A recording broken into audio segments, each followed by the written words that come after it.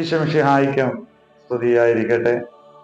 ഈശോമിശിഹായിൽ സ്നേഹിതരെ, വിശുദ്ധ മത്തായിയുടെ സുവിശേഷം 13-ാം അധ്യായം 24 മുതൽ 30 വരെയുള്ള തിരുവചനം നാം കാണുന്നത് നല്ല വിത്തുകളുടെയും കളകളുടെയും ഉപമയാണ്. വിശുദ്ധ മത്തായിയുടെ സുവിശേഷത്തിൽ മാത്രം കാണുവാനായിട്ട് സാധിക്കുന്ന ഒരു ഉപമ. ഇവിടെ നമുക്കറിയാം, നല്ല വിത്ത് വിതയ്ക്കുന്നത് ദൈവപുത്രനാണ്, ദൈവം തന്നെയാണ്. എന്നാൽ കളകളാവട്ടെ രാത്രിയിൽ ശത്രുവായ, അതായത് ദൈവപുത്രന്റെ ശത്രുവായ പിശാച് വന്ന് അത് വിതച്ചിട്ട് പോവുകയാണ്. വീണ്ടും എന്താണ് യജമാനൻ ചെയ്യുന്നത്? ഇത് രണ്ടും ഒരുപോലെ വളരുവാനായിട്ട് അനുവദിക്കുക. കാരണം വിള പറിച്ചെടുക്കുന്നതിനിടയിൽ അതിന്റെ വേര് അത്രമാത്രം ഉള്ളിലേക്ക് കയറി ചെന്നിട്ടുണ്ട്. നല്ല വിളയെ പോലും അത് പറിച്ചെടുക്കുമ്പോൾ അത് നശിച്ചു പോയേക്കാം എന്ന്. പ്രിയപ്പെട്ടവരെ, ഇവിടെ ഈ കളകളുടെയും അതുപോലെ തന്നെ വിളകളുടെയും ഉപമ നമ്മൾ ധ്യാനിക്കുമ്പോൾ ഏറ്റവും ആദ്യം മനസ്സിലേക്ക് വരുന്നത് ആദ്യം മാതാപിതാക്കളായ ആദത്തെയും ഹവ്വയുമാണ്.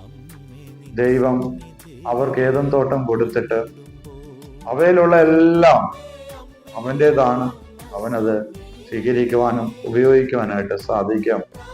എന്നാൽ ഒന്ന് മാത്രം ചെയ്യരുത്, ആ തോട്ടത്തിലെ നടുവിലുള്ള വൃക്ഷത്തിന്റെ ഫലം കഴിക്കരുത്. പ്രിയപ്പെട്ടവരെ, ഇവിടം വരെ എല്ലാം ശരിയാണ്. എന്നാൽ ദൈവവചനം അവന്റെ ഹൃദയത്തിൽ മുഴുവനുമായിട്ടുണ്ട്.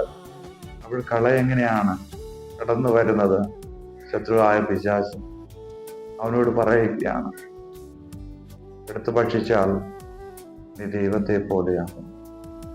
പ്രിയപ്പെട്ടവരെ, ആ പിശാചിന്റെ വാക്ക് അത് കളയായിട്ട് അവന്റെ ജീവിതത്തിലേക്ക് കടന്നു വരികയാണ്.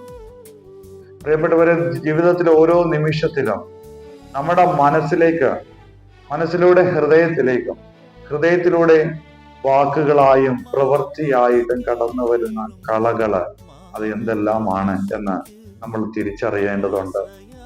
ഈ കളകള് നമ്മുടെ മനസ്സിലോ ഹൃദയത്തിലോ ശരീരത്തിലോ മാത്രമല്ല, നമ്മുടെ വ്യക്തിപരമായിട്ടുള്ള ജീവിതത്തെ, കുടുംബ ജീവിതത്തെ, ശുശ്രൂഷയെ, അതുപോലെ തന്നെ നമ്മുടെ സമൂഹത്തിൽ തന്നെ അത് കടന്നു വരികയും അങ്ങനെ കളകളായിട്ട് വലിയ തോതിൽ വളരുകയും ചെയ്യാൻ സാധ്യതയുണ്ട്. ആയതിനാൽ ഇത് തുടക്കം ഇടുന്നത് എൻ്റെ മനസ്സിലാണ്, ഹൃദയത്തിലാണ്, എൻ്റെ കുടുംബത്തിലാണ്.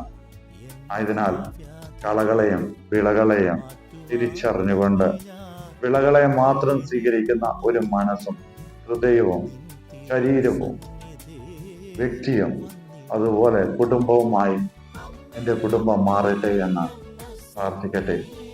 ദൈവം നമ്മളെല്ലാവരെയും സമൃദ്ധമായി അനുഗ്രഹിക്കട്ടെ.